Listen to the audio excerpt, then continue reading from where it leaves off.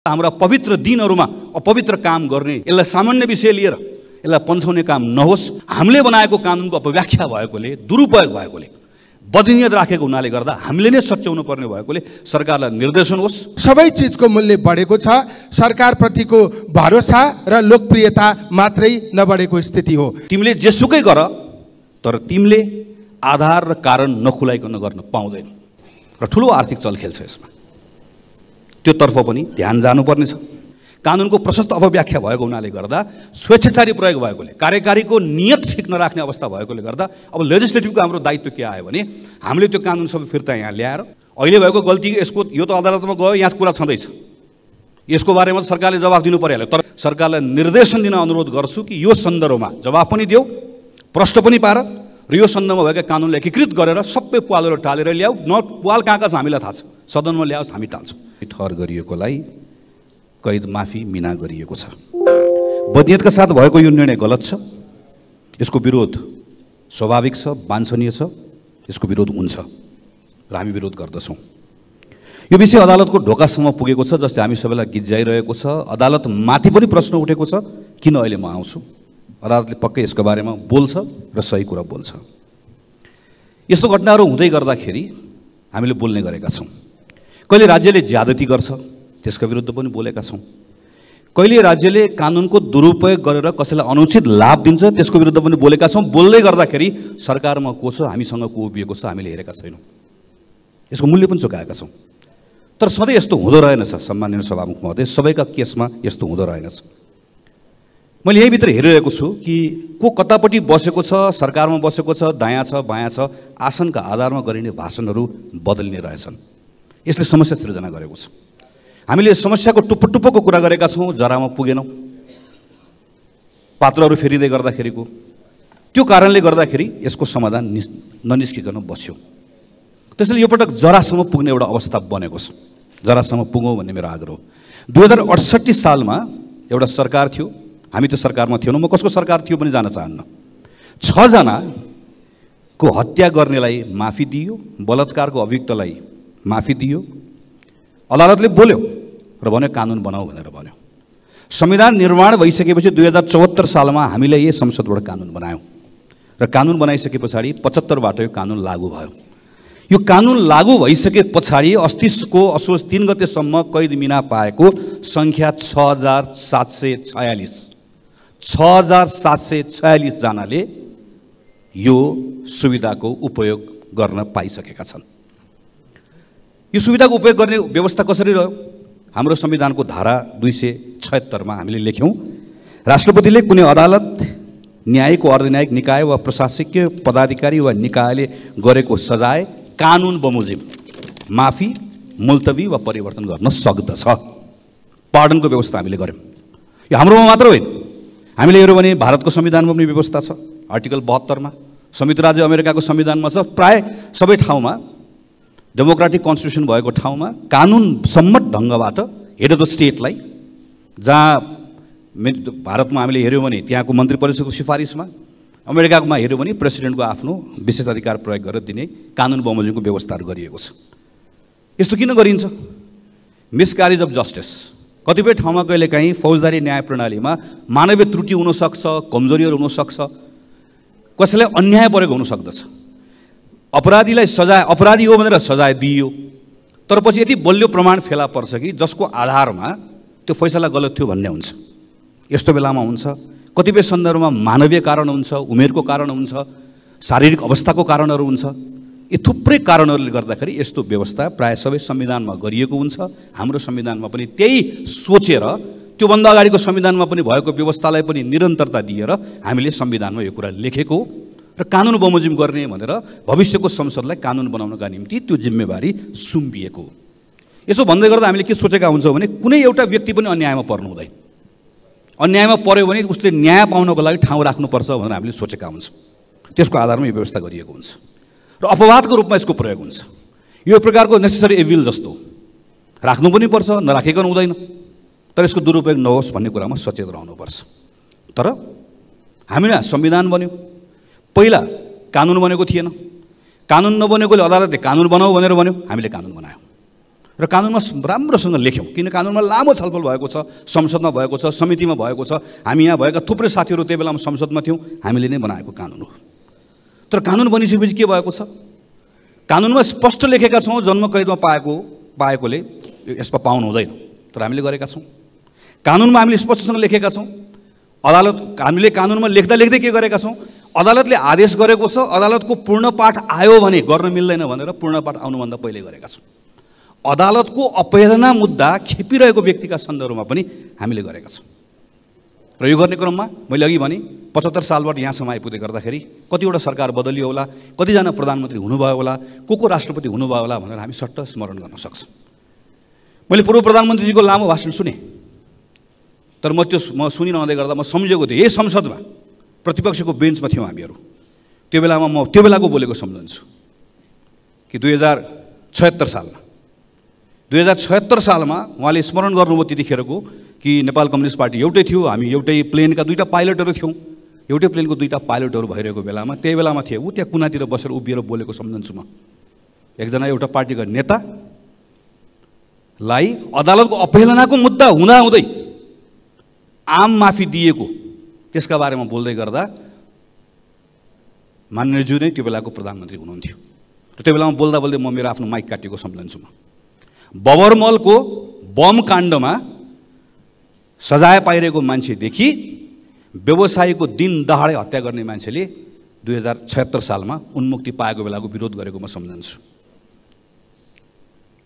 हामी सबैले कानुनको क्षेत्रको दुरुपयोग गर्दै गर्दै गयौँ। नयाँ पार्टीले केही समयसम्म, छोटो समय भए पनि त्यो मन्त्रालय चलाउने मौका पायो।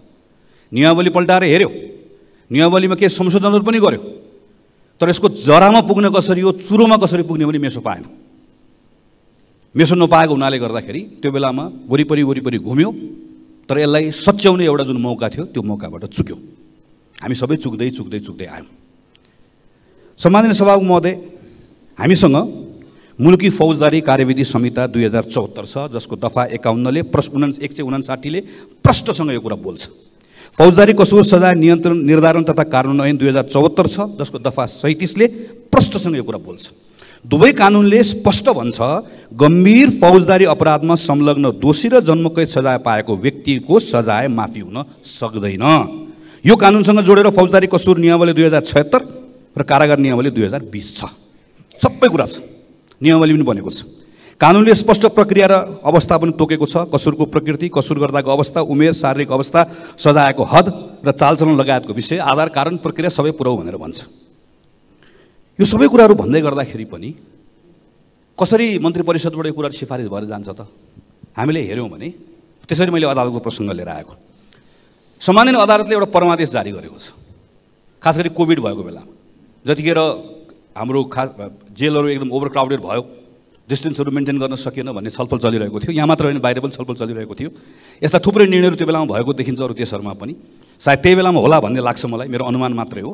तर उसले एउटा निर्णय गर्यो र निर्णय गर्दा उसले के भनिदियो भने, सामान्य अदालतले सायद यसको बारेमा अहिले नोट गरेको होला, उसले गर्दै गर्दा भनिदियो कि जन्मकैद पाएकोले माफी पाउँदैन, तर यो कानुन बन्नुभन्दा पहिला यदि जन्मकैद पाएको रहेछ भने चाहिँ उसको हकमा चाहिँ यो कानुन लागू हुँदैन है भनेर भनिदियो। अब माफी दिनु परिसकेपछि कस्तो भएको छ मैले पढेँ सबै अगाडिको। जुन बेलामा जसलाई माफी दिनुपर्ने छ टपक्क टिपेर, कुनै बेला मुलुकी फौजदारी कार्यविधि संहिता टिपेर ल्याएर यसको आधारमा भनेको छ, कुनै बेला फौजदारी कसुर भनेको छ, कुनै बेलामा निलम्बन भइसकेको यो कारागार नियमावली भनेको छ, कुनै बेलामा अदालतको आदेशको एउटा यस्तो सन्दर्भ मात्र टिपेको छ। र अदालतको आदेशहरूले पनि यसरी चाहिँ काहीँ न काहीँ गएर टेक्ने ठाउँहरू उपलब्ध गराइदिएको छ।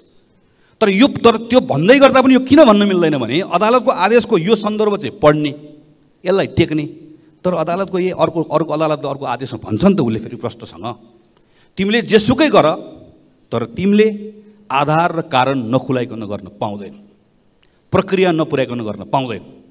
कानुनमा लेखेको कुराको प्रक्रिया नपुर्याइकन गर्न पाउँदैनौ, तिमीसँग स्वेच्छाचारी अधिकार छैन भनेर भन्छ। त्यो चाहिँ पढ्नु नपर्ने, त्यो चाहिँ टेक्नु नपर्ने, त्यसलाई चाहिँ पछाडि राखिदिने, जुन टेक्दाखेरि ठ्याक्क आफ्नो निर्णय गर्न मिल्छ ठ्याक्क त्यो निर्णय मात्र टेक्ने। 75 सालको सरकारले त्यही, 76 को सरकार त्यही, 77 सरकार त्यही। अहिलेको हामी राष्ट्रपतिको संस्थालाई अनावश्यक बदनाम गरिरहेका छौँ। योभन्दा पहिलाको राष्ट्रपतिको बेलामा पनि, म राष्ट्रपतिको बेला भन्दिनँ, योभन्दा पहिलाको सरकारको बेला एक पछि अर्को यो निर्णय गर्दै र मैले सबै हामी योभन्दा पहिला पनि उठाउँदै आएको, तर किन यस्तो भइरहेको छ भनेर अझ गहिरोसँग हेर्नु पर्यो भन्दै गर्दा फरक समयमा फरक कानुनहरू टेक्दै लिएर गइएको छ। त्यसैले सम्माननीय सभामुख महोदय, अब के गर्ने भन्ने सन्दर्भमा म सभामुख महोदयसँग विनम्रतापूर्वक आग्रह गर्न चाहन्छु। किनकि यो संसदले यो संविधान सभाले बनाएको संविधान, यो संविधानले बनाएको कानुन, त्यसबाट निश्चित भएर आएको बनेको कानुन, त्यो कानुनको सन्दर्भमा अहिले आएर भइरहेको त्यसको अपव्याख्या भएकोले गर्दा अब फेरि बर्डन हाम्रो काँधमा आयो। यो निर्णय गलत छ, गलत, मैले अघि भने गलत निर्णयको विरोध भएको छ, सदनमा भएको छ, बाहिर भएको छ, अदालतमा छ। तर सदनमा कुरा विषय उठेको हुनाले गर्दा म सभामुख महोदय मार्फत सरकारसँग आग्रह गर्न चाहन्छु, सरकारले यहाँ उभिएर आएर यसको कारण हामीलाई बताउनुपर्छ, यसको फेस गर्नुपर्छ, उसले जवाफ दिनुपर्छ। निर्णय आफू गरेर भाग्न पाइँदैन, हामीले यसको जवाफ चाहिन्छ। किन गरेको, यत्रो सार्वजनिक प्रश्न उठेको छ, यसका बारेमा मैले जवाफ दिनुपर्छ। 1 2 यो विषयमा अर्को एउटा प्रसङ्ग पनि जोडेको छ सभामुख महोदय, आर्थिक अनियमितताको प्रसङ्ग। यो त जाँदैन। कारागारबाट सिफारिस गर्ने बेलामा यो 600-700 जनाको मान्छे हुँदै गर्दा गर्न सक्ने छ भनेकोलाई नियम जस्तो बनाइएको छ, 3टा दिवसमा गर्ने भनेर। र कसको सिफारिस गर्ने र कसको सिफारिस नगर्ने, यो त कैद कट्टी हुन्छ कतिपय सन्दर्भमा। त एउटा तल कारागारबाट सिफारिस हो भने मान्छे 2 वर्ष 3 वर्ष 4 वर्ष नबस्नुपर्ने अवस्था बन्छ र ठुलो आर्थिक चलखेल छ यसमा। त्योतर्फ पनि ध्यान जानुपर्ने छ। दोस्रो कुरा र सबैभन्दा महत्त्वपूर्ण कुरा भनेको 2-3टा कानुन होइन, अब यो सबै छिद्र टाल्नुपर्ने छ। एउटै कानुनमा टेकेर मात्र गर्ने ठाउँ हामीले बनाउनु पर्ने छ। कानुनको प्रशस्त अपव्याख्या भएको हुनाले गर्दा, स्वेच्छाचारी प्रयोग भएकोले, कार्यकारीको नियत ठिक नराख्ने अवस्था भएकोले गर्दा अब लेजिस्लेटिभको हाम्रो दायित्व के आयो भने हामीले त्यो कानुन सबै फिर्ता यहाँ ल्याएर यसलाई एकीकृत बनाएर यसलाई संशोधन गरेर परिमार्जन गरेर कहीँ कतै पनि त्यसको अपव्याख्या हुन नसक्ने। न्यायपूर्ण गर्यो भनेको त्यो न्यायपूर्ण भनेको यो व्याख्या गरिदिनु पर्यो। आधार भनेको त्यो आधार यही कानुनमा व्याख्या गरिदिनु पर्यो, नियममा होइन। सबै कुरामा यस्तो होस् कि जसले गर्दाखेरि भोलि गएर त्यो कानुनको अपव्याख्या कसैले पनि गर्न नसकोस्। यो काम टुङ्ग्याउँ। यो काम अहिले टुङ्ग्याएन भने असोजमा अहिले गफ भइरहेको छ। कार्तिक यो 3-4 दिन अरू हुन्छ, दसैँ लाग्छ, फेरि फागुन 7मा यस्तै अर्को घटना हुन्छ, फेरि पत्रिकामा आउँछ, फेरि छलफल हुन्छ। फागुन 7मा यस्तो घटना हुन नदिने हो भने कार्तिक मङ्सिर पुसमा काम गरौँ। अहिले भएको गल्ती यसको यो त अदालतमा गयो, यहाँ कुरा छँदैछ, यसको बारेमा सरकारले जवाफ दिनु परिहाल्यो। तर भविष्यमा पनि गल्ती गर्न गर्ने बाटो बन्द गर्नको लागि हामीले कानुनलाई ठिक बनाउनु पर्ने भएको कारणले गर्दा म सम्माननीय सभामुख महोदयलाई सरकारलाई निर्देशन दिन अनुरोध गर्छु कि यो सन्दर्भमा जवाफ पनि देऊ, प्रश्न पनि पार र यो सन्दर्भमा भएका कानुनलाई एकीकृत गरेर सबै पालहरू टालेर ल्याऊ। न पाल कहाँ छ हामीलाई थाहा छ, सदनमा ल्याओस्, हामी टाल्छौँ। सम्माननीय सभामुख महोदय, त्यसैले म आग्रह गर्छु, यो दण्डहीनतालाई प्रश्रय दिने कुरा यो एकदमै खतरनाक छ। राज्यले यो कुरा बुझिरहेको छैन। राज्यसँग वैधानिक अधिकार हुन्छ, तर त्यो वैधानिक अधिकारको उसले प्रयोग सही ढङ्गले गरेन भने वैधता गुमाउँछ। वैधानिक अधिकार त के छ, संसदले सरकार बनाउँछ, सरकारबाट उसले पाएको बहुमतले अधिकार दिन्छ। तर एउटा नागरिकले उसलाई प्रत्येक पल उसलाई जज गरिरहेको हुन्छ, हेरिरहेको हुन्छ। यो आफैले कानुन मिचिरहेको छ, विधिको उपहास गरिरहेको छ भन्यो भने उसलाई त्यसले प्रेरित गर्छ। वैधानिकता र वैधता फरक कुरा हो। सरकारसँग, राज्यसँग वैधानिकता छ, रहिरहेको छ, बहुमतसँग रहन्छ, तर वैधता यसरी रहँदैन। वैधताको लागि लोकप्रिय समर्थन चाहिन्छ, वैधताको लागि विश्वास चाहिन्छ र यस्ता घटनाहरूबाट उसले वैधता गुमाउँछ। त्यसैले यदि अनुशासन नागरिकबाट खोजेको हो भने सुशासनले अनुशासन बाँधेर ल्याउँछ। सुशासन माथि ठिक भएन भने तल अनुशासन हुँदैन। हामी अहिले चिन्तित छौँ, नेपालगञ्जको घटनाबाट चिन्तित छौँ। मलाई खुसी लागेको छ गृहमन्त्री जानुभएको छ मध्य प्रदेशमा, सरकारले प्रम्प्ट एक्ट गर्न खोजेको छ।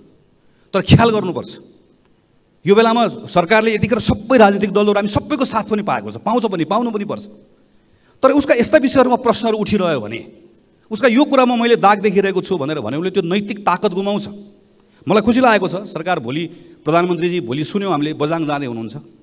स्टेटको उपस्थिति भनेको बजाङ जाओस्, जानुहोस्, त्यहाँबाट हामीलाई संसदले के गर्नुपर्छ, राजनीतिक दलले के गर्नुपर्छ, स्टेटले त यस्तो गरोस् कि यस्तो भूकम्पबाट पीडित भएको बेलामा, यो बेलामा हाम्रो पेट काटेर भए पनि यो बेलामा त्यहाँ कति पैसा चाहिन्छ, के गर्नुपर्छ, हामी छौँ भनेर स्टेटले फिल गराउनुपर्छ। त्यसरी फिल गराउनको लागि, मोबिलाइज गर्नको लागि एउटा ठाउँको घटनाले सभामुख महोदय अर्को ठाउँलाई प्रभावित गरिरहेको हुन्छ। यहाँ मान्यजीहरूले आज महँगीको कुरा उठाउनु भएको छ, हेर्दा सामान्य लाग्छ, तर यो दसैँमा बस चढ्ने एउटा नागरिकले त्यो लाइनमा बस्नुपर्छ कि पर्दैन, टिकट पाउँछ कि पाउँदैन, त्यहाँ कालोबजारी हुन्छ कि हुँदैन, पसलमा कालोबजारी हुन्छ कि हुँदैन भन्ने विषयदेखि लिएर टाट पल्टेका उद्योगी व्यवसायी कसरी हेरिरहेको हुन्छ भने त्यो स्टेट भन्ने कुरा मैले अघि फेरि दोहोऱ्याएर टुङ्ग्याउँछु, त्यसको वैधता भनेको कुरा उसका एक्सनबाट उसले जज गर्छ। त्यसैले सम्माननीय सभामुख महोदय, म यो विषय मार्फतबाट सरकारको गम्भीर ध्यानाकर्षण गराउन चाहन्छु। यसलाई सामान्य विषय लिएर यसलाई पन्छाउने काम नहोस् र म सम्माननीय सभामुख महोदयलाई पनि विनीत भएर अन्तिममा आग्रह गर्न चाहन्छु, हामीले बनाएको कानुनको अपव्याख्या भएकोले, दुरुपयोग भएकोले, बदनियत राखेको हुनाले गर्दा हामीले नै सच्याउनु पर्ने भएकोले सरकारलाई निर्देशन होस्, यहाँ लिएर आइयोस्, हामी त्यसलाई सच्याउँछौँ र फागुन 7, असोज 3, जेठ 15 जस्ता हाम्रा पवित्र दिनहरूमा अपवित्र काम गर्ने जुन बदनियत राख्ने कुरालाई सधैँको लागि हामी बन्द गर्न चाहन्छौँ। धन्यवाद। जय नेपाल। श्री ठाकुर प्रसाद गैरेलाई बोल्न समय दिन्छु। सभामुख महोदय, यो बिना बिजनेसको यो टाइपको यो सदन किन चलिराखेको छ? यो के भयो म प्रश्न गर्न चाहन्छु। न बिजनेस छ, न कुनै चाहिँ सन्दर्भ छ, बिना बिजनेसको सदन। सभामुख महोदय, हिजो पाल्पा तानसेनको 9 गठुवा भन्ने ठाउँमा बाँदरको आक्रमणबाट 3वटा बाख्रा मरे, 2वटा घाइते भए। बाख्रा चराउन जाने मानिसहरूको भागाभाग स्थिति भयो। यो विषय सदनमा पहिलेदेखि उठ्दै आएको छ, तर यो वन्यजन्तु नियन्त्रण गर्ने, त्यसलाई व्यवस्थित गर्ने विषयमा सदनको कुनै ध्यान भएको देखिएको छैन। यो अवस्था चाहिँ अन्त्य गर्नको लागि म सरकारको ध्यानाकर्षण गर्न चाहन्छु र राष्ट्रिय वन्यजन्तु संरक्षण ऐन 2029 को दफा 10 मा बहुलाएको हात्ती भन्ने र व्यवस्था गरे जस्तै त्यस्तसँगै बाली नाली नाश गर्ने घरपालुवा।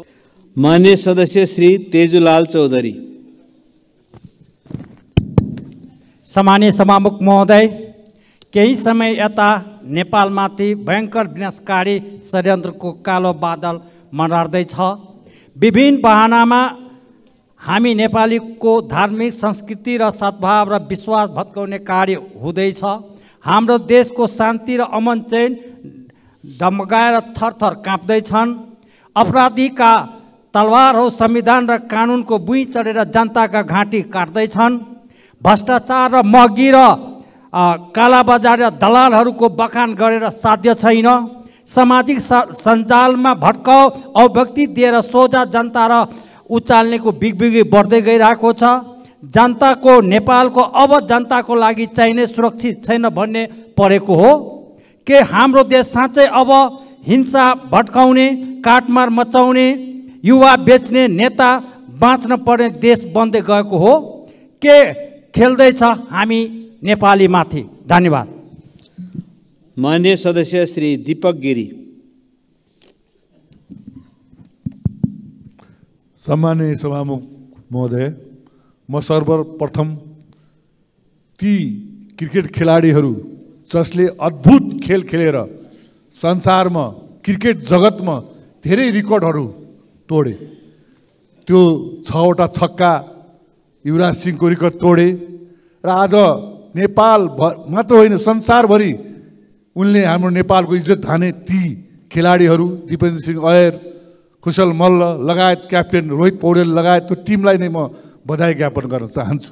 सभामुख महोदय, अर्को कुरो, रातो किताबमा उल्लेखित बजेट दाङको रक्षा चौर हुँदै आँखा अस्पताल हुँदै घोराई हापुर हुँदै जाने बाटो जहाँ 14 करोड 40 लाख बजेट रातो किताबमा उल्लेखित छ, केही कमिसन खोर षड्यन्त्रकारीहरूले त्यो बाटोको बजेट सार्ने षड्यन्त्र भएको छ भन्ने सुनेको छु। म सभामुख मार्फत सरकारलाई चेतावनी दिन चाहन्छु कि मान्य सदस्य श्री दुर्गा राई।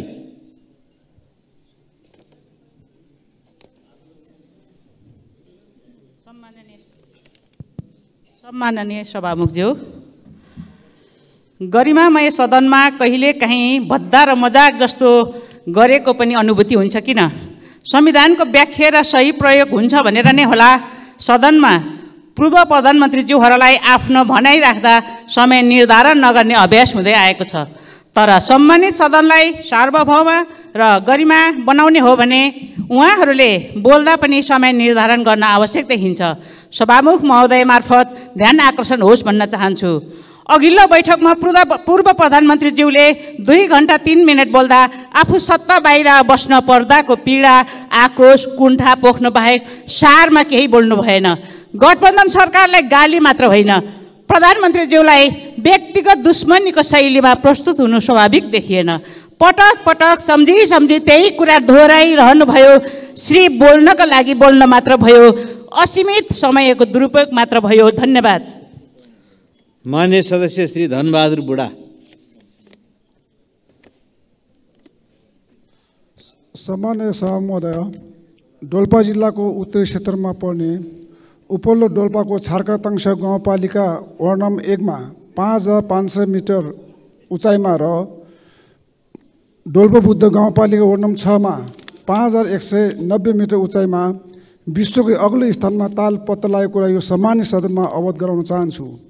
पर्यटन प्रवर्धनको लागि गएका गाउँपालिका 2 उपाध्यक्ष पेम्बा दोर्जे गुरुङ र कारमा धुन्दुप गुरुङ, वडा अध्यक्ष नर्बु दुन्दुल गुरुङ, युवा क्लब अध्यक्ष कारमा डेन्दुप गुरुङ, थुप्तेन गुरुङ, शिक्षकहरू र स्थानीय टोलीले GPS प्रविधिबाट तालको नाप जाँच गरेर उचाइ पत्ता लगाएको हो।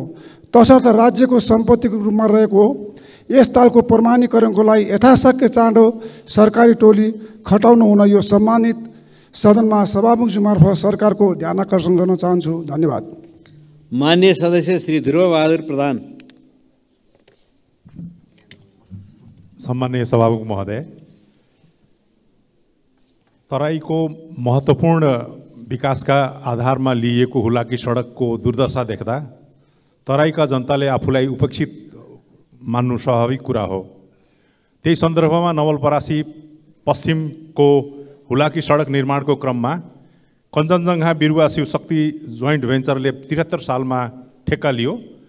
तर त्यो ठेक्का 2 वर्षमा सक्नुपर्ने 7 वर्ष भइसक्दाखेरि पनि त्यो सम्पन्न हुन सकेको अवस्था छैन। सडकको ठेक्का हुन्छ तर पुलको ठेक्का हुँदैन। खाडल र पुल नभएको कारण मोटरसाइकल र साइकल यात्री 2 जना त्यहाँ मृत्यु भइसकेको अवस्था रहेको छ।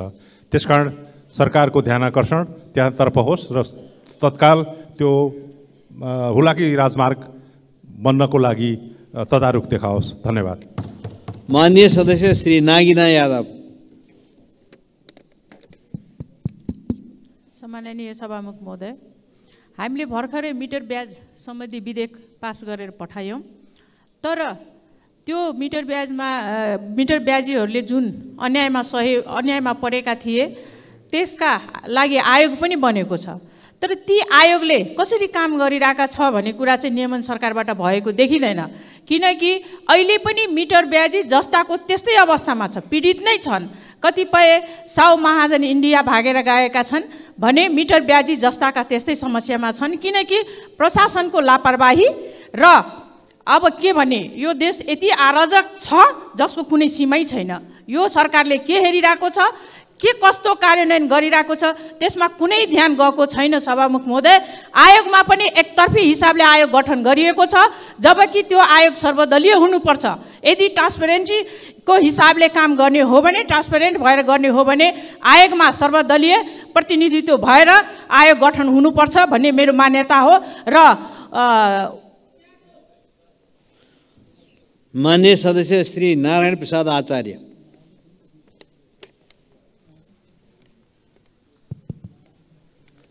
सम्माननीय सभामुख महोदय, मुलुकमा संघीयता लागू भएको 8 वर्ष पुरा भइसकेको छ।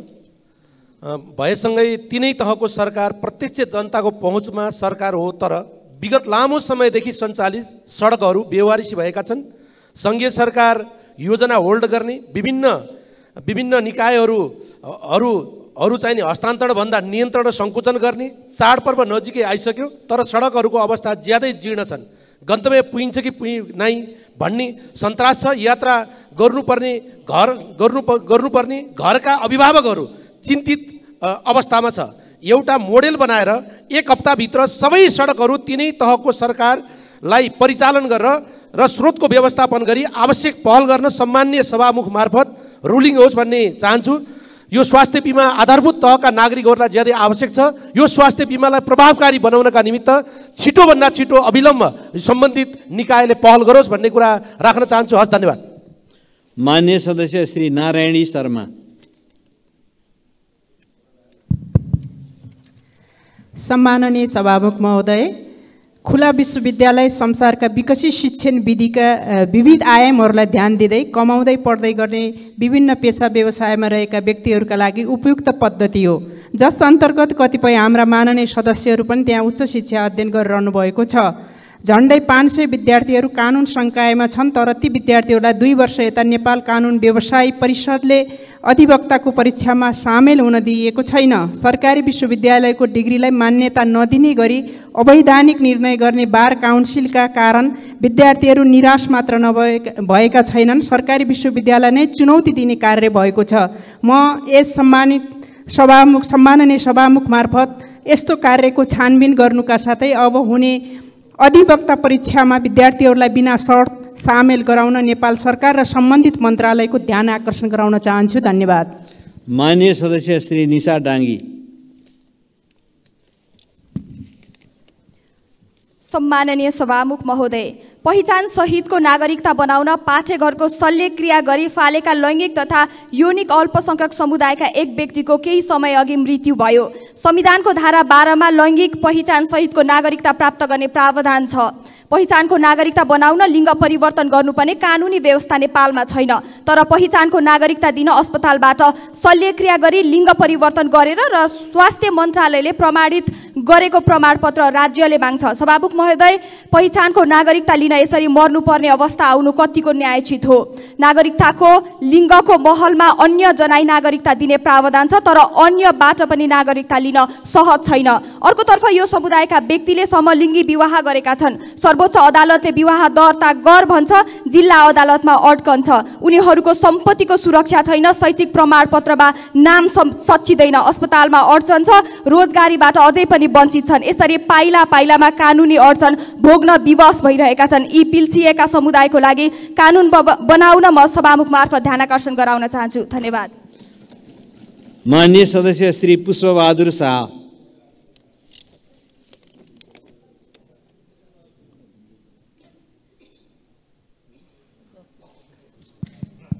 सम्माननीय सभामुख महोदय, असोज 16 गते बझाङको तलकोट र सदरमुकाम चैनपुर केन्द्र बनाई आएको 6.3 रेक्टर स्केलको भूकम्पले बझाङ जिल्लामा ठुलो धनजनको क्षति पुर्याएको छ। 1 जनाले ज्यान गुमाएका छन्, 2 जना घाइते सिगिस्त अवस्थामा छन् र भागदौड हुँदा सर्वसाधारण विद्यार्थीहरू ठुलो सङ्ख्यामा घाइते भएका छन्। व्यापक रूपमा भौतिक संरचनाको क्षति भएको छ। धेरै घरहरू, विद्यालयका भवनहरू, स्वास्थ्य चौकीहरू भत्केका छन्। सडक, बाटो, खानेपानी अवरुद्ध भएको अवस्था छ। सुदूरपश्चिममा सबै जिल्लाहरूमा भूकम्पले भौतिक संरचनामा क्षति पुर्याएको छ। बझाङ लगायत सुदूरपश्चिमलाई भूकम्पीय उच्च जोखिम क्षेत्रको रूपमा सरकारले सूचीकृत गरेको छ। तसर्थ म सभामुखज्यू मार्फत सरकारको ध्यान आकर्षण गराउन चाहन्छु। भूकम्पमा प्रभावितहरूलाई उद्धार, राहत र पुनर्स्थापना गरियोस्, घाइतेहरूको शीघ्र उपचारको प्रबन्ध मिलाइयोस् र मृतकहरूप्रति हार्दिक श्रद्धाञ्जली व्यक्त गर्दै घाइतेहरूको शीघ्र स्वास्थ्य लाभको कामना। मान्य सदस्य श्री प्रतिमा गौतम। सम्मानीय सभामुख महोदय, शङ्करापुर 3 लप्सीफेदी बोजिनीमा बन्ने अप्पर तामाकोसीको विद्युत प्रसारण लाइन तथा सब स्टेसनको सन्दर्भमा करिब 1700 रोपनी भन्दा बढी स्थानीयवासीको जमिन रोक्का छ। मानव बस्ती बीचबाट सब स्टेसन तथा प्रसारण लाइन लग्दा त्यहाँको बस्तीका जनताहरूले असुरक्षित महसुस गरिरहेको अवस्था हुँदा लामो समयदेखि स्थानीय र प्राधिकरण बीच असमझदारी देखिएको छ र सो प्रसारण लाइन मानव बस्ती भन्दा बाहिर लग्न लामो समयदेखि जनताहरू आन्दोलित छन्। त्यसकारणले स्थानीय प्रतिनिधि स्थानीयवासीसँग सरकारले वार्ता संवाद गरी देखेको विवाद समाधान गरोस् भनी सभामुख मार्फत सरकारको ध्यान आकर्षण गराउन चाहन्छु। धन्यवाद। मान्य सदस्य श्री प्रतीक्षा तिवारी। सम्माननीय सभामुख महोदय, नेपालीहरूको महान चाड बडा दसैँ, दीपावली, छठ पर्व नजिकिएसँगै बजारमा महँगी, कालोबजारी र कृत्रिम अभाव सुरु हुन थालेको छ। सीमा नाकामा कर्मचारी प्रशासनको ज्यादती बढ्दो छ। सभामुख महोदय, सरकार सत्ता टिकाउन मात्र लागेको छ। सरकार अनुगमन र निरीक्षण गर्ने कुरा कागजमा मात्र सीमित गरेको छ। सरकारको गैर जिम्मेवारीपनका कारण जनताले दुःख पाएका छन्। सभामुख महोदय, सरकारले आफूले गरेका निर्णय कार्यान्वयन गरी चाडबाडको समयमा दैनिक उपभोग्य वस्तुमा सुपथ मूल्य निर्धारण र अनुगमन निरीक्षण व्यवहारमा कार्यान्वयन गर्न सभामुख महोदय मार्फत नेपाल सरकारको गम्भीर ध्यानाकर्षण गराउन चाहन्छु। धन्यवाद। माननीय सदस्य श्री प्रदीप पौडेल। सम्माननीय सभामुख महोदय, एक त देश आर्थिक मन्दीले थलिएको छ।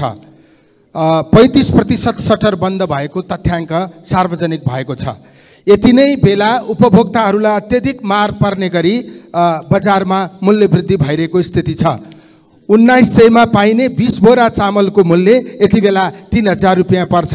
दाल, चिनी लगायत तरकारीको मूल्य आकाशिएको छ।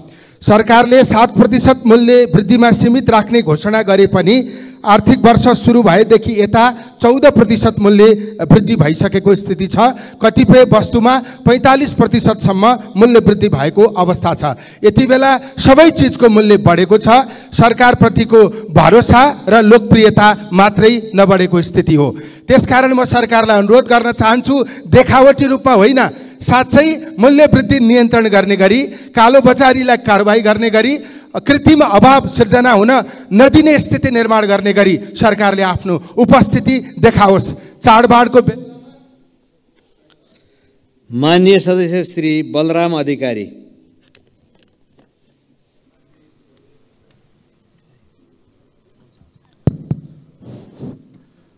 सभामुख महोदय, आज हाम्रा नेपालीका महान चाडहरू दसैँ, तिहार, छठ पर्वहरू आइरहेका छन्। नेपालीहरू भारतबाट लस्करका लस्कर अब आफ्नो घर आउनलाई सिमानामा आइपुगेको अवस्था छ। त्यो अवस्थामा उनीहरूले ल्याएका सामान, झोलाहरू एकदम छाम्ने, पक्रिने, त्यहाँका सामानहरू खोजिदिने, ल्याउन नदिने अवस्था सिर्जना भएको छ भने अर्कोतिर सीमावर्ती एरियामा रहने जनताहरू हाम्रो सरकारले खाद्यान्न लगायत उपभोग्य वस्तुहरूको व्यवस्था गर्न नसकेको कारण पारीबाट सामानहरू ल्याउनु पर्ने हुन्छ।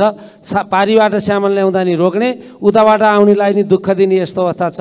यसको नियन्त्रण गर्नको निम्ति सम्बन्धित निकायलाई अनुरोध गर्न चाहन्छु। र त्यसको साथसाथै अहिले तौलिया, बनगाई, डोटे, अर्घाखाँची, सन्धि खर्क जाने सडक एकदम त्यो सिप्त अवस्थामा पुगेको छ। त्यहाँ गाडी घोडा नचल्ने, खाल्टै खाल्टा भएको छ। यो राज्यको बजेटभित्र पर्छ तर निर्माण कहिले हुँदैन। त्यसकारण यसमा सम्बन्धित निकायको ध्यान जाओस् र अहिले तत्काल। माननीय सदस्य श्री वसन्त कुमार नेम्बाङ। सम्माननीय सभामुख महोदय, गत असार 3 गतिको अविरल वर्षाका कारण पाँचथर जिल्लामा ठुलो धनजनको क्षति भयो। 12वटा पुल बगायो, जसमध्ये 6वटा मोटरेबल पुल नष्ट भयो। त्यसमध्ये पनि मध्य पहाडी राजमार्ग पुष्पलाल रोजमार्गको नेपालको सुदूरपूर्वी भारतको सिमाना सिक्किम राज्यमा पर्ने चिवा भन्ज्याङ जोड्ने महत्त्वपूर्ण बाटोमा एउटा मोटरेबल पुल पर्यो। त्यो पुलको अनुगमन गर्नको निम्ति सिङ्गो भौतिक पूर्वाधार तथा यातायात मन्त्री सहित हामी सबै त्यति बेला अनुगमन गऱ्यौँ, जनतालाई आश्वासन र सान्त्वना दियौँ। दुर्भाग्य, अहिले 4 महिना बित्न आँट्यो। सम्माननीय सभामुख महोदय, सम्बन्धित निकायको ध्यान गएको छैन। तसर्थ यो महत्त्वपूर्ण बाटो जहाँ उता सिक्किमबाट अस्ति मुख्यमन्त्री आएर निरीक्षण गरेर कालोपत्रे बाटो जोड्दै हुनुहुन्छ, 2वटा देशको बिओपी छ। त्यसकारणले यसलाई अत्यन्तै महत्त्व दिएर तुरुन्तै ट्रस्ट बीज वा चाहिँ पक्की पुल निर्माण गर्ने कार्यलाई यो तदारुकताका साथ अगाडि बढाइयोस् भन्ने सरकारसँग जोरदार माग गर्छु। धन्यवाद। माननीय सदस्य श्री वासुदेव घिमिरे। सम्माननीय सभामुख महोदय, रूपन्देहीको क्षेत्र नम्बर 5 अन्तर्गतका गैडवा, कञ्चन, लुम्बिनी, सांस्कृतिक, सैनबैना र मायादेवी नगरपालिकाका 32वटा वाडाहरू पर्दछन्। यी वडाका अधिकांश नागरिकलाई जिल्ला सदरमुकाम भैरवा पुगेर नागरिकता, राजधानी, राष्ट्रिय परिचयपत्र बनाउने लगायतका प्रशासनिक सेवा लिन कठिन छ। समग्र क्षेत्रलाई पाए पर्ने स्थानमा इलाका प्रशासन कार्यालय स्थापना गर्नुपर्ने यहाँका नागरिकहरूको धेरै पहिलादेखिको माग हो। यही सन्दर्भमा लिएर मेरो समेत उपस्थितिमा हालै त्यस क्षेत्रमा स्थानीय सरकारका प्रमुख, उपप्रमुख लगायतका जनप्रतिनिधिहरू, राजनीतिक दलका नेताहरू लगायत सरकारहरूको सर्वदलीय बैठक बसी उक्त 32वटै वार्डका बहुसङ्ख्यक जनतालाई पाएक पर्ने स्थान गैंडावा गाउँपालिकाको प्रशासनिक भवन रहेको क्षेत्रमा इलाका प्रशासन कार्यालय स्थापना गर्न नेपाल सरकारसँग माग गर्ने निर्णय भएको छ। यसर्थ सो स्थानमा यथाशीघ्र इलाका प्रशासन कार्यालय स्थापनाको प्रक्रिया अगाडि बढाउन सम्माननीय सभाको मार्फत नेपाल सरकारसँग जोरदार माग गर्दछु। धन्यवाद। माननीय सदस्य श्री बिन्दवासिनी कंसाकार। सम्माननीय सभामुख महोदय, विगत 30 दिनदेखि भीमफेदी गाउँपालिकाका 35 वर्षीय जीवन लामा जलन भोगेर सुषमा कोइराला अस्पतालमा उपचाररत छन्। यस सदनमा उपस्थित मकनपुरका सम्पूर्ण माननीय सदस्यहरूलाई यसबारे जानकारी छ, तर गाउँपालिका, नगरपालिका, प्रदेश या सङ्घीय सरकार कसैसँग पनि निम्न र निर्धन नेपाली जलेको अवस्थामा उपचार गराउने कोष स्थापना गर्न सकिरहेका छैनन्। तथ्याङ्क हेर्ने हो भने हाम्रो देशमा प्रत्येक वर्ष 60 देखि 70 हजार जनता जलनको शिकार हुने गर्दछन्। जलन उपचार कोष स्थापनाको कुरा गर्ने बेला भएको छैन र कति हेर्ने यो अमानवीयता, कति लाचार बनाउने हाम्रो जनतालाई। जलन एउटा दुर्घटना हो र यो कसैलाई पनि कुनै पनि बेला हुन सक्छ।